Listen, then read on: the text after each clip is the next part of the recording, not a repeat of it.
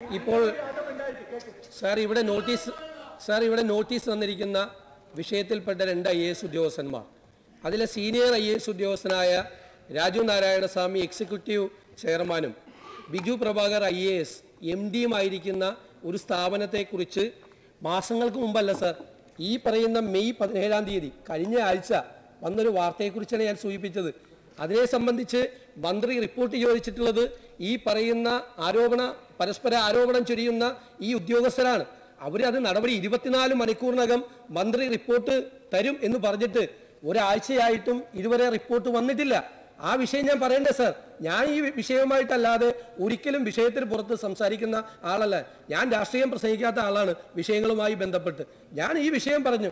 ആ വിഷയത്തിൽ കൃഷി വകുപ്പിനെ ഈ 2 ഉദ്യോഗസ്ഥന്മാർ തമ്മിലുള്ള തർക്കം ബഹുമാനപ്പെട്ട മുഖ്യമന്ത്രി കൂടി ശ്രദ്ധിക്കണം, ഗൗരവതരമായി ബാധിച്ചിട്ടുണ്ടെന്ന് ഞാൻ പറഞ്ഞു. പ്രധാനപ്പെട്ട യോഗങ്ങൾ നടക്കുന്നില്ല. 2000 കോടി രൂപയുടെ പ്രോജക്റ്റ് ഒരു വർഷം ഇംപ്ലിമെന്റ് ചെയ്യേണ്ട ഡിപ്പാർട്ട്മെന്റും ഗവൺമെന്റ് ഏജൻസികളുമാണ്.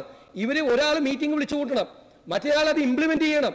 ഇവർ തമ്മിലുള്ള തർക്കം ഇന്നലെ തുടങ്ങിയ തർക്കമല്ല, 4-5 മാസക്കാലമായി ഇവർ തമ്മിലുള്ള തർക്കമുണ്ട്.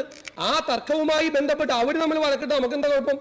അവർ തമ്മിൽ വഴക്കിടുമ്പോൾ ആ വഴക്കും ആരോപണ പ്രത്യാരോപണങ്ങളും ഗവൺമെന്റിന്റെ പ്രവർത്തനങ്ങളെ ബാധിക്കുകയും കൃഷി വകുപ്പിന്റെ പ്രവർത്തനങ്ങളെ ബാധിക്കുകയും ചെയ്യുമ്പോൾ അതിവിടെ ഉന്നയിക്കുന്നത് ഗൗരവമല്ലാത്ത വിഷയമാണ്. അതൊരു ഗൗരവമാർന്ന വിഷയമാണ്. ഞാൻ കഴിഞ്ഞ പ്രാവശ്യം ഇത് ആവർത്തിച്ച് പറഞ്ഞു. മുഖ്യമന്ത്രി പറഞ്ഞു ഒരു കുഴപ്പമില്ല ഉദ്യോഗസ്ഥന്മാർ തമ്മിൽ, എല്ലാ ദിവസവും ഉദ്യോഗസ്ഥന്മാർ തമ്മിലുള്ള വഴക്കാണ്. ഞാൻ പത്രങ്ങളിലെ പ്രധാനപ്പെട്ട തലക്കെട്ടുകളൊന്നും വായിക്കുന്നില്ല.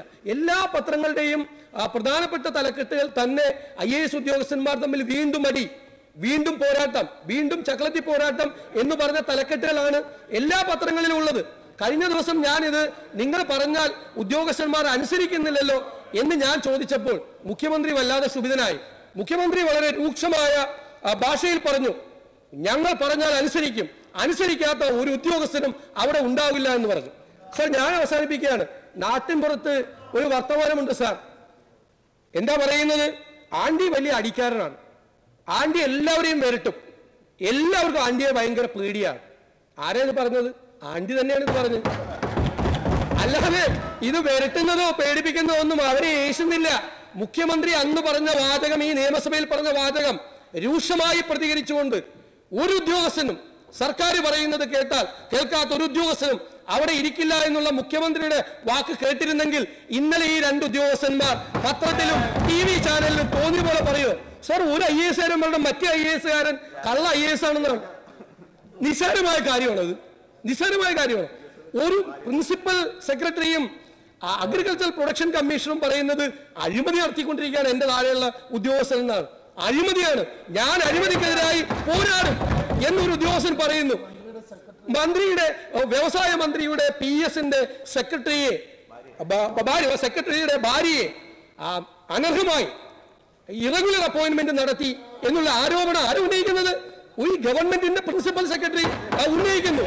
ശരിയാകാം, തെറ്റാകാം. പക്ഷെ ഇങ്ങനെയുള്ള ആരോപണങ്ങൾ പുറത്തു വന്നിട്ട് വിളിച്ചു പറയുമ്പോൾ അങ്ങേ ആർക്കെങ്കിലും പേടിയുണ്ടോ? ഒരാൾക്കും പേടിയില്ല. മുഖ്യമന്ത്രി ശ്രീ പിണറായി വിജയനെ ഒരു ഉദ്യോഗസ്ഥനും പേടിയില്ല സാർ. അതാണ് ഒരു വർഷം പൂർത്തിയാകുമ്പോൾ ഉള്ള സ്ഥിതി. ആന്റി വലിയ അടിക്കാരനാണെന്ന് ആന്റി മാത്രം പറഞ്ഞാൽ പോരാ സാർ. ഈ വിഷയം ഗൗരവപൂർവ്വം ഈ സഭ ചർച്ച ചെയ്യണമെന്ന് ഞാൻ അഭ്യർത്ഥിക്കുന്നു. ബഹുമാനപ്പെട്ട മുഖ്യമന്ത്രി.